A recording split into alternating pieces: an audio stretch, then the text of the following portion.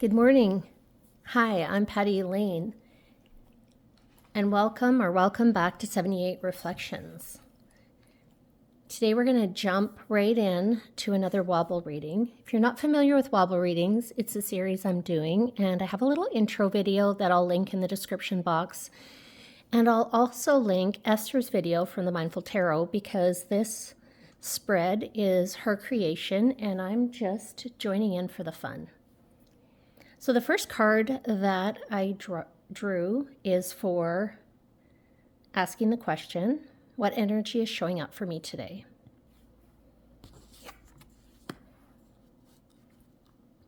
The Queen of Swords. When I think of the Queen of Swords, I think of a truth teller, and sometimes almost a ruthless truth teller, because I think of her as like a surgeon who can cut through the bullshit but at the same time have this cool, calm, and effective way of communicating. I'm going to read to you a little bit from the guidebook. This deck is the Shadowland Tarot, and it brings out the shadow side of the cards. So sometimes the images are a little different than the traditional Waite-Smith images that I'm used to. The Queen of Swords stands surrounded by her favorite books, holding a pen, representing her ability as a writer and love for clear communication. Her spiky crown represents her sharp perceptions, a need for strong boundaries and protection. You are being asked to use your intellectual ability and incisive mind to assess your current situation. Speak your truth and assess your situation objectively. Being detached rather than emotional in your current situation will serve you well. Remember the importance of kindness along with clarity, even when you're frustrated. What's showing up for me today in thinking about the energy of the Queen of Swords is how noisy the world has become and chaotic.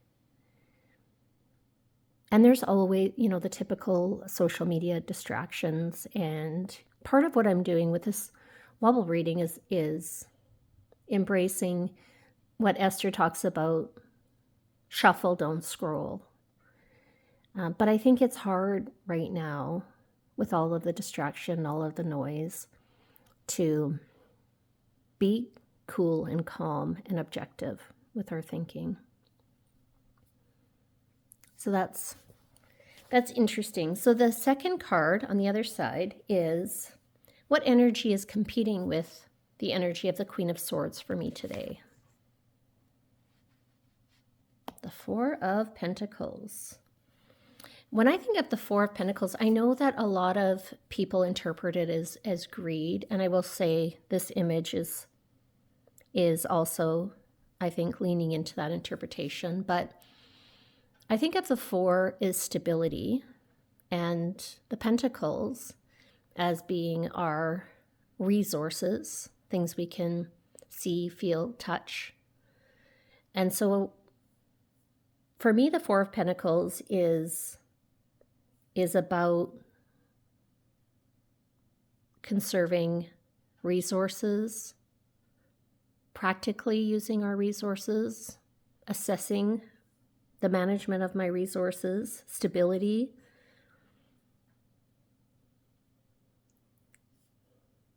I had written down all security is precarious and therefore precious. And I think during times when I feel less grounded, that's when my stability feels more precarious. So let me read a little bit from the book. The little gnome likes to hang on to every bit of gold he finds. He doesn't mean to be greedy, but he is filled with fear. He doesn't want to be old and a burden to anyone, so he has a scarcity mindset. When he releases his grip, he's a good money manager and knows how to build a solid foundation. Keywords: wise management of resources, frugality. The shadow side is fear, excess, and nervous.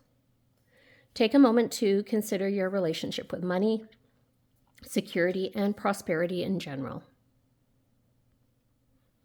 You may have lacked security at one time, and now you never quite have enough.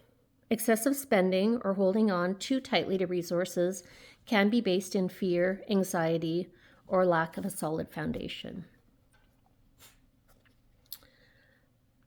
That's really interesting because I think as a competing energy to the Queen of Swords, which is meant to be free from emotion, this card is the Four of Pentacles, appears to be filled with emotion. So on one side, we have the cool-headed, objective Queen of Swords, who makes decisions on the facts alone, free from emotions. And then on the other side, we have the sweet gnome, who is filled with fear and doubt, and either hanging tightly to his resources, or possibly excessively spending in order to acquire material things.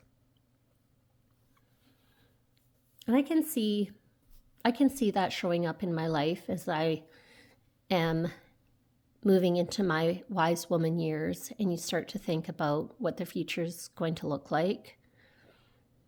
I'm quite a lot of years, probably 10 years from retirement, but it's closer now than it's ever been. So just thinking about what that looks like is definitely comes up for me from time to time. And I think that the scarcity mindset can lead us into fearful decisions.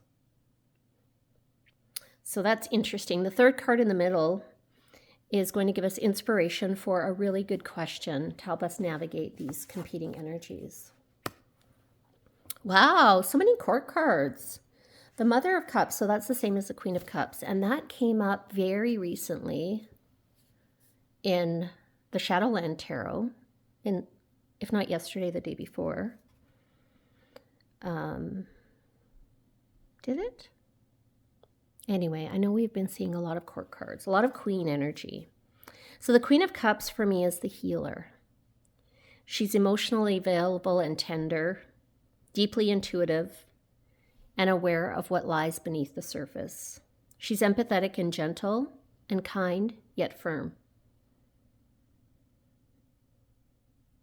The really good question that's coming up for me, especially in the guidebook for the Wild Unknown, for this card, the Mother of Cups, says,